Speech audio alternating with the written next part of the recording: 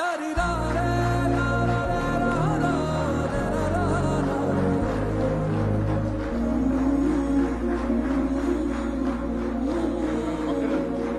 నేను ఆయన పక్కన పెట్టుకుని చెప్పాలి. ఆయన నలిగిపోయారు. జైల్లో చూశాను ఆయన.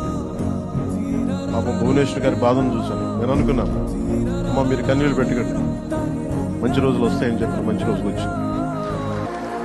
వారికి మనస్ఫూర్తిగా